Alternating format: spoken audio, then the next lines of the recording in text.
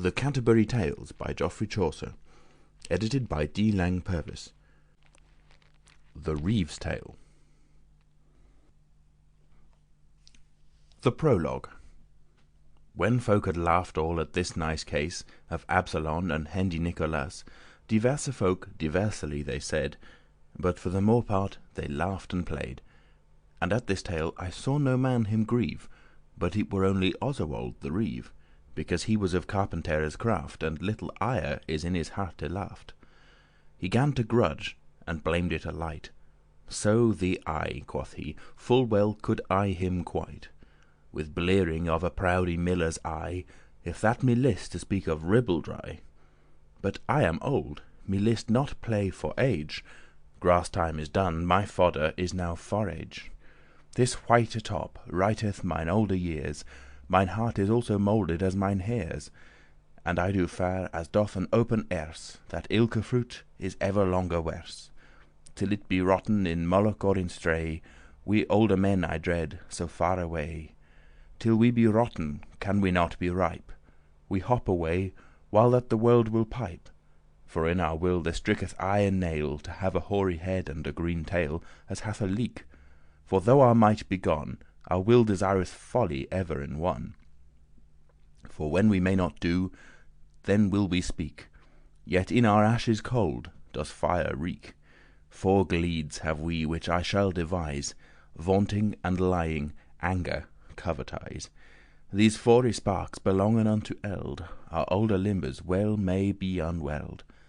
But will shall never fail us, and that is sooth, and yet have I always a colter's tooth. As many a year as it is past and gone, since that my tap of life began to run. For sickerly when I was born anon, death drew the tap of life and let it gon.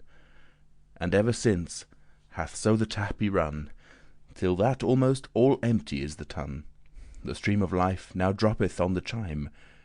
The silly tongue may well ring and chime of wretchedness, that passed is full yore. With olde folk, save dotage, is no more. When that our host had heard this sermoning, he gan to speak as lordly as a king, and said, "To what amounteth all this wit? What? Shall we speak all day of holy writ? The devil made a reeve for to preach, as of a suitor, a shipman, or a leech. Say forth thy tale, and tarry not the time. Lo, here is Deptford, and 'tis half past prime. Lo, Greenwich, where many a shrew is in.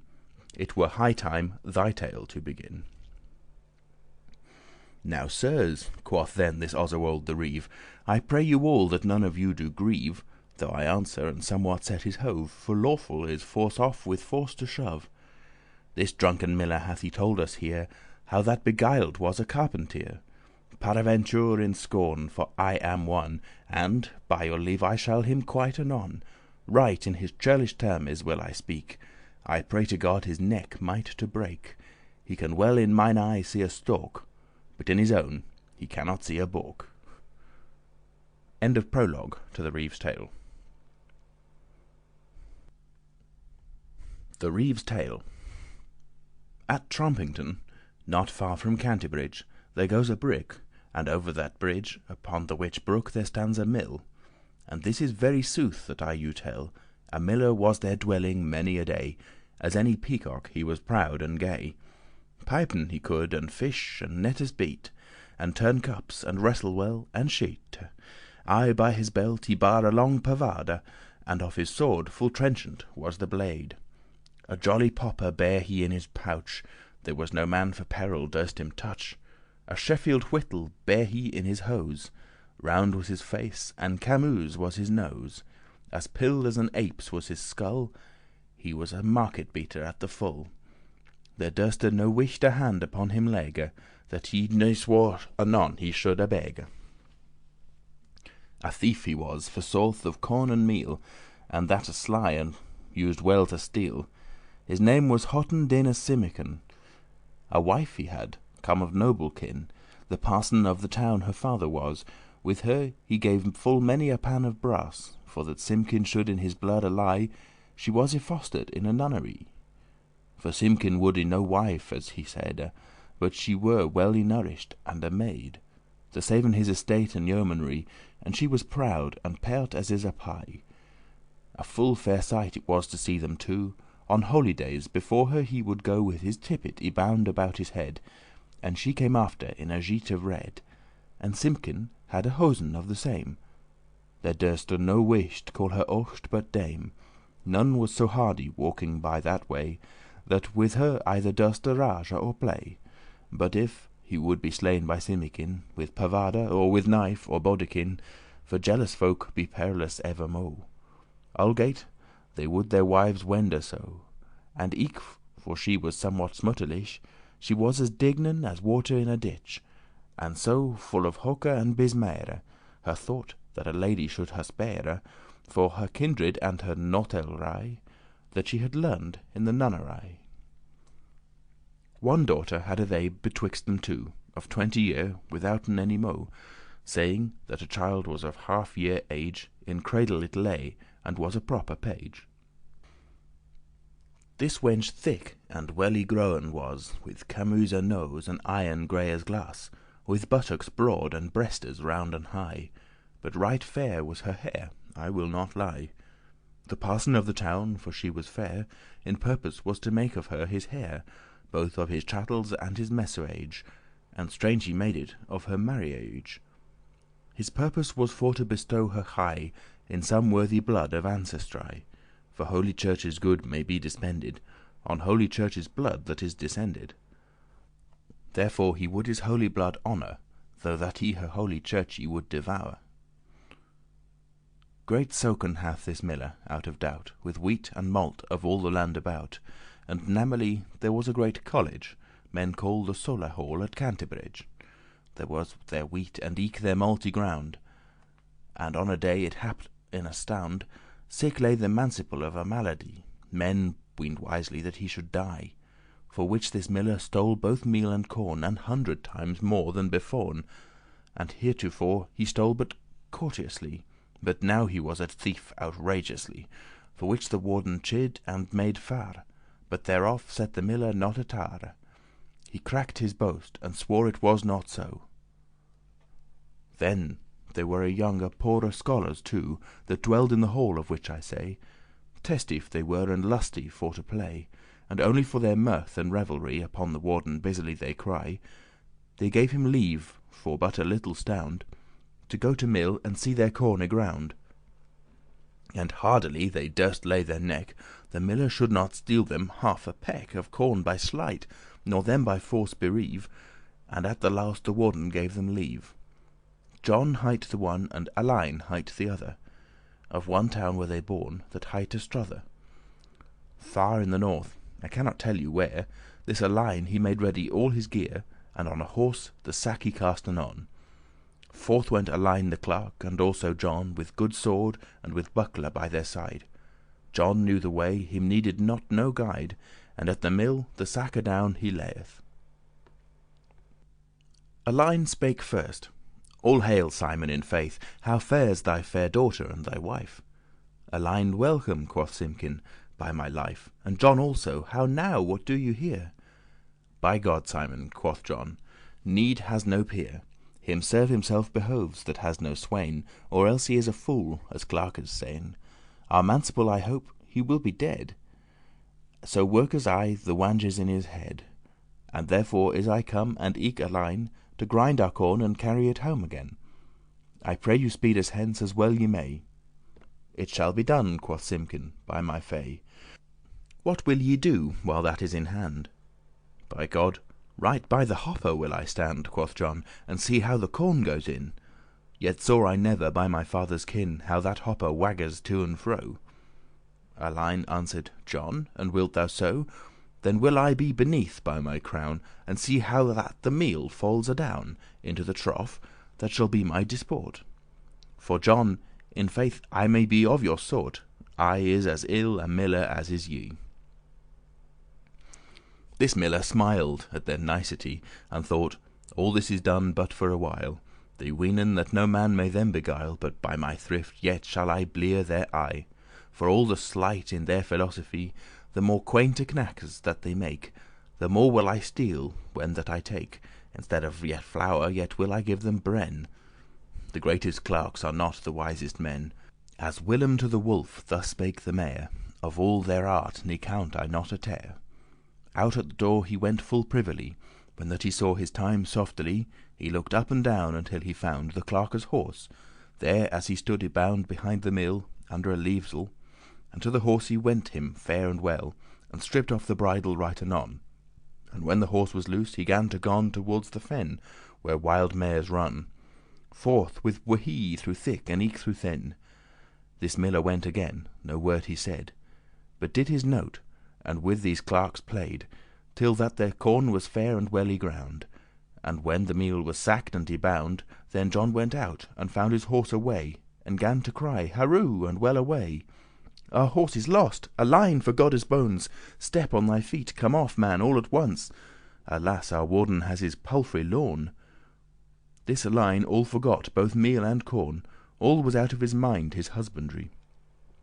"What? Which way is he gone?" he gan to cry. The wife came leaping inward at a ren, and said, "Alas, your horse went to the fen with wild mares as fast as he could go. Unthank came on his hand that bound him so, and his that better should have knit the rein."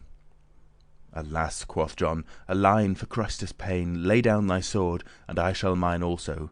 I is full wished, God wait as is a roe. By Godde's soul, he shall not escape us bathe. Why and had thou put the capel in the lathe? Ill hail, Alein, by God, thou is a fon. These silly clerks have full fast y-run toward the fen, both Alein and eke John. And when the miller saw that they were gone, he half a bushel of their flour did take, and bade his wife go knead it in a cake. He said, "I trow the clerkes were afeard, yet can a miller make a clerkes beard, for all his art. Yea, let them go their way. Lo, where they go, yea, let the children play. They get him not so lightly, by my crown. These silly clerkes runnen up and down with 'Keep, keep, stand, stand, Jossa warderere. Go whistle thou, and I shall keep him here.' But shortly, till that it was very night, they coulde not, though they did with all their might, their capel catch, he ran away so fast, till in a ditch they caught him at the last. Weary and wet as beasties in the rain, comes silly John, and with him comes Alein. 'Alas,' quoth John, 'the day that I was born, now we are driven till heathing and till scorn. Our corn is stolen, men will us fonners call, both the warden and eke our fellows all, and namely the miller well away.' Thus plained John, and as he went by the way toward the mill, and byerd in his hand, the miller sitting by the fire he fand, for it was night, and forther might they not. But for the love of God they him besought of herberow and ease for their penny. The miller said again, 'If there be any such as it is, yet shall ye have your part. Mine house is strait, but ye have learned art. Ye can by arguments maken a place a mile broad of 20 foot of space. Let's see now if this place may suffice, or make it room with speech, as is your guise.' Now, Simon, said this John, by Saint Cuthbert, aye is thou merry, and that is fair answered. I have heard say, men shall take of two things, such as he finds or such as he brings. But specially I pray thee, hoste dear, gar us have meat and drink and make us cheer, and we shall pay thee truly at the full. With empty hand men may not hawk us tull. Lo, here are silver ready for to spend. This miller to the town his daughter send for ale and bread, and roasted them a goose, and bound their horse he should no more go loose, and them in his own chamber made a bed, with sheets and with chalons fair y spread. Not from his own bed 10 foot or 12, his daughter had a bed all by herself, right in the same chamber, by and by. It might no better be, and cause why there was no rumour herberow in the place. They suppen and they speaken of solace, and drinken ever strong ale at the best. About a midnight went they all to rest. Well had this miller varnished his head. Full pale he was, fordrunken and nought red. He yoxed, and he spake through the nose, as were he in the quacker or in the pose. To bed he went, and with him went his wife, as any jay she light was and jolliffe. So was her jolly whistle well y wet. The cradle at her beddes feet was set, to rock, and eke to give the child to suck. And when that drunken was all in the crock, to bed went the daughter right anon, to bed went Alein, and also John. There was no more, needed them no dwale. This miller had so wisely bibbed ale, that as a horse he snorted in his sleep, nor of his tail behind he took no keep. His wife bare him a burden full strong, men might their routing hearen a furlong. The wench routed eke for company. Alein the clerk, that heard this melody, he poked John and said, "Sleepest thou? Heardest thou ever such a song ere now? Lo, what a compline is y mell them all! A wilder fire upon their bodies fall. Who hearkened ever heard such a fairly thing? Yea, they shall have the flower of ill ending. This longe night there tides me no rest, but yet no force, all shall me for the best. For John," said he, "as ever may I thrive, if that I may yon wench will I swive. Some easement has law y-shapen us. For John, there is a law that saith thus, that if a man in one point he aggrieved, that in another he shall be relieved. Our corn is stolen, soothly it is no nay, and we have had an evil fit today. And since I shall have none amendment against my loss, I will have easement. By Godde's soul, it shall none other be." This John answered, "Alein, avise thee, the miller is a perilous man," he said, "and if he that out of his sleep abraid, he mighte do us both a villainy." Alein answered, "I count him not a fly," and up he rose, and by the wench he crept. This wench lay upright, and fast she slept, till he so nigh was, ere she might espy, that it had been too late for to cry. And shortly for to say, they were at one. Now play, Alein, for I will speak of John. This John lay still a furlong way or two, and to himself he made ruth and woe. "Alas," quoth he, "this is a wicked jape. Now may I say that I is but an ape. Yet has my fellow somewhat for his harm. He has the miller's daughter in his arm. He entreated him, and hath his needes sped, and I lie as a draff-sack on my bed. And when this jape is told another day, I shall be held a daff or a cockernay. I will arise and answer it by my fay. Hardy is unserly, as men say." And up he rose, and softly he went Unto the cradle, and in his hand it hent, And bare it soft unto his bedde's feet. Soon after this the wife her routing leat, And gan awake, and went out to piss, And came again, and gan the cradle miss, And groped here and there, but she found none. "Alas," quoth she, "I had almost misgone, I had almost gone to the clerk's bed. Eh, benedicite, then I had foully sped." And forth she went, till she the cradle fand. She groped away further with her hand, And found the bed, and thought not but good, Because that the cradle by it stood. And wist not where she was, for it was dark, But fair and well she crept in by the clerk, And lay full still, and would have thought asleep. Within a while this John the clerk upleap, And on his good wife laid on full sore. So merry a fit she had not had full yore. He pricked hard and deep, as he were mad. This jolly life have these two clerkes had, Till that the thirde cocker began to sing. Alein waxed weary in the morrowing, For he had wonken all the longe night, And said, "Farewell, Malkin, my sweet wight. The day is come, I may no longer bide, But evermore, whereso I go or ride, I is thine owen clerk, so have I haile. Now, dear leman," quoth she, "go farewelle. But ere thou go, one thing I will thee tell. When that thou wendest homeward by the mill, Right at the entry of the door behind, Thou shalt a cake of half a bushel find, That was y maked of thine owen meal, Which that I helped my father for to steal. And good leman, God save thee and keep." And with that word she gan almost to weep. Alein uprose and thought, "Ere the day daw, I will go creepen in by my fellow." And found the cradle with his hand anon. "By God," thought he, "all wrong I have misgone. My head is totty of my swink tonight. That maketh me I go not aright. I wot well by the cradle I have misgo. Here lie the miller and his wife also." And forth he went a 20 devil way Unto the bed thereas the miller lay. He weened it to have creeped by his fellow John, And by the miller in he crept anon. and caught him by the neck, and gan him shake, and said, "Thou, John, thou swine's head, awake, for Christe's soul, and hear a noble game. For by that lord that is called Saint James, I have thrice in this shorte night swived the miller's daughter bolt upright, while thou hast as a coward lain aghast." "Thou false harlot," quoth the miller, "hast? Ah, false traitor, false clerk," quoth he, "thou shalt be dead, by Godde's dignity, who durste be so bold to disparage my daughter, that is come of such lineage." And by the throate bole he caught a line, and he him hent dispiteously again, and on the nose he smote him with his fist. Down ran the bloody stream upon his breast, and in the floor with nose and mouth all broke they wallow, as do two pigs in a poke. And up they go, and down again anon, till that the miller spurned on a stone, and down he backward fell upon his wife, that wiste nothing of this nice strife, for she was fallen asleep a little wight with John the clerk, that had waked all the night. And with the fall out of her sleep she brayed, "Help, Holy Cross of Bromholm," she said, "in manus tuas, Lord, to thee I call. Awake, Simon, the fiend is on me fall. Mine heart is broken, help, I am but dead. There lieth one on my womb and on mine head. Help, Simkin, for these false clerks do fight."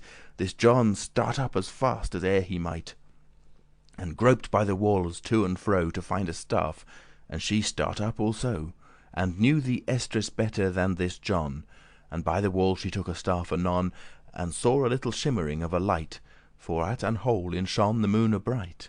And by that light she saw them both the two, but sickerly she wist not who was who. But as she saw a white thing in her eye, and when she gan this white thing espy, she weened the clerk had heard a volupare. And with the staff she drew aye near and near, and weened to have hit this Alein on the full, and smote the miller on the pillared skull. And down he went, and cried, "Haro, I die!" These clerkes beat him well and let him lie, and grithen them, and take their horse anon, and eke their meal. And on their way they gone, and at the mill door eke they took their cake of half a bushel flour, full well y bake. Thus is the proude miller well y beat, and hath he lost the grinding of the wheat, and paid for the supper every deal of Alein and of John that beat him well. His wife is swived, and his daughter also. Lo, such it is a miller to be false, and therefore this proverb is said full sooth: Him thou not winnen well that evil doth, a guiler shall himself beguiled be. And God, that sitteth high in majesty, save all this company, both great and small. Thus have I quit the miller in my tale. End of the Reeve's Tale.